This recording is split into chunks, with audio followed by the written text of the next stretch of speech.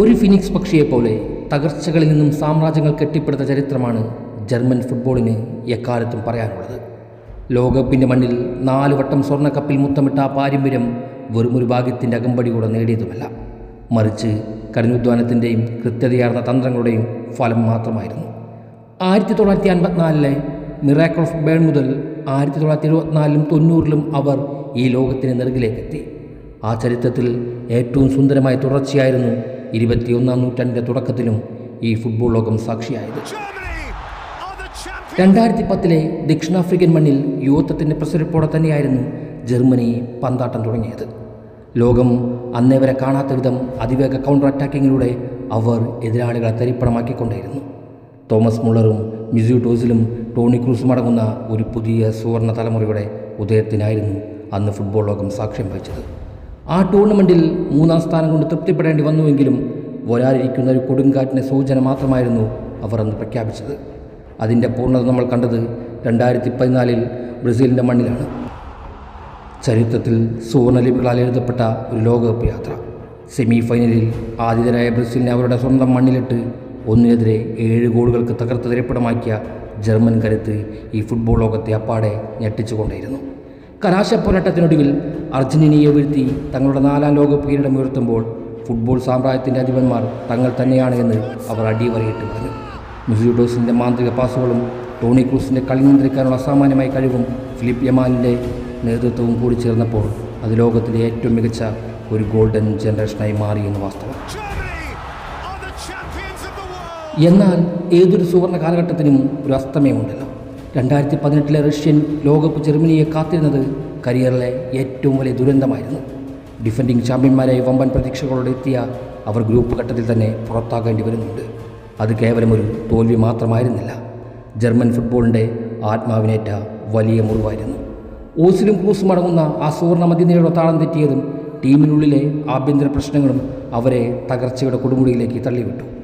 തൊട്ടടുത്ത ലോകകപ്പിലും ആ ദുരന്തം ആവർത്തിച്ചപ്പോൾ ആരാധകർ പോലും വിശ്വസിച്ചു ജർമ്മൻ സാമ്രാജ്യം ഇനി ഉയർത്തെഴുന്നേൽക്കില്ല എന്ന്. പക്ഷേ ചരിത്രം എക്കാലത്തും സാക്ഷിയാണ്. ജർമ്മൻ ഫുട്ബോൾ ഒരിക്കലും ദീർഘകാലം വീണ് കിടന്നിട്ടില്ല എന്ന്. ആ കറുത്ത ദിനങ്ങളിൽ നിന്നും ഇന്നൊരു പുതിയ ഉദയത്തിലേക്ക് അവർ കാൽ വയ്ക്കുകയാണ്. പരാജയങ്ങളുടെ ചാരക്കൂമ്പാരത്തിൽ നിന്നും ഒരു പുതിയ ജനറേഷൻ തലമുറ ജനിച്ചു കഴിഞ്ഞിരിക്കുന്നു. ഈ പുനർജന്മത്തിന് തന്ത്രങ്ങൾ നെയ്യാനെത്തിയത് ആധുനിക ഫുട്ബോളിലെ ഏറ്റവും പ്രതിഭാശാലിയായ യുവ പരിശീലകൻ യൂലിയൻ നഗൽസ്മാനാണ്. പരമ്പരാഗതമായ ജർമ്മൻ കരുത്തിനൊപ്പം അതിവേഗതയും തന്ത്രപരമായ ബ്രില്യൻസും അദ്ദേഹം ടീമിലേക്ക് പകർന്നു നൽകി. ഇന്ന് മൈതാനങ്ങളിൽ മാന്ത്രിക തീർക്കാൻ ജമാൽ മുസിയോളയും ഫ്ലോറിൻ വിറ്റ്സും പൗലോവിച്ചിൻ്റെയും നേതൃത്വത്തിൽ ഒരു യുവ പട തന്നെയുണ്ട്. ഭയമില്ലാതെ പന്ത് കെട്ടുന്ന എതിരാളികളുടെ പ്രതിരോധ കോട്ടകൾ തകർക്കാൻ കെൽപ്പുള്ള ഒരു പുതിയ സുവർണ തലമുറ. അവരുടെ എല്ലാത്തിനും മുകളിൽ കിമ്മിച്ചെന്ന ബ്രില്യൻസി. ഇന്ന് ഫുട്ബോൾ ലോകം കണ്ടുകൊണ്ടിരിക്കുന്ന ഏറ്റവും സുന്ദരമായ ഫുട്ബോൾ അയാളുടെ കാലുകളിലൂടെ സംഭവിച്ചുകൊണ്ടേയിരിക്കുന്നുണ്ട്. കൂടെ ജനറേഷൻ ഫുട്ബോളിൽ കടന്നുകൂടിയ മാക്സ് മില്ലനും ഹെവറ്റ്സും സാനയും ഡെനിസുണ്ടോവും നിക്കൽ വാട്ടമേതയും തുടങ്ങിയ ബിഗ് നെയിമുകൾ. കൂടെ പ്രായം തോൽപ്പിക്കാത്ത the great wall Manuel Neuer. കടന്നുപോയ വീഴ്ചകളിൽ നിന്നും പാഠം ഉൾക്കൊണ്ട് നഷ്ടപ്പെട്ട പ്രതാപവും സിംഹാസനം തിരിച്ചു പിടിക്കാൻ ഉറച്ചാണ് ഈ ജർമ്മൻ പട വരുന്നത്. വരാനിരിക്കുന്ന ലോകകപ്പ് വേദികളിൽ അവർ വീണ്ടും ചരിത്രം കുറിക്കാൻ ഒരുങ്ങുമ്പോൾ ലോകം ഭയത്തോടെയും ആദരവോടെയും ആ സത്യം തിരിച്ചറിയുന്നു. തകർന്നുപോയ സാമ്രാജ്യത്തിന് യഥാർത്ഥ രാജാക്കന്മാർ ഉടമകൾ ഇതാ തിരികെ വരുന്നുവെന്ന്.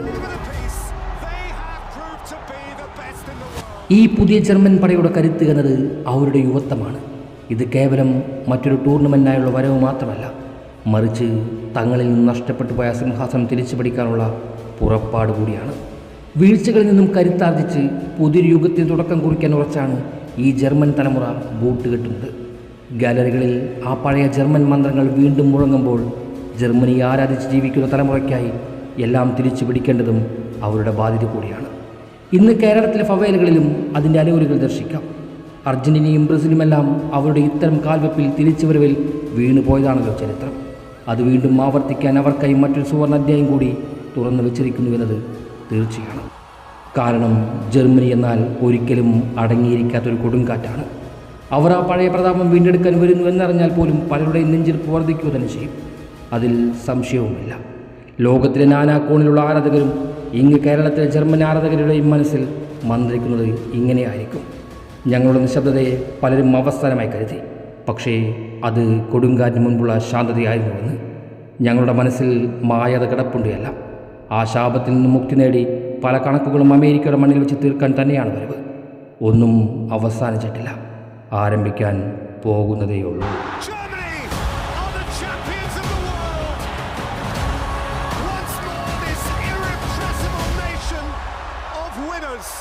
Has found its way to the top of the globe, and few would argue the Chancellor certainly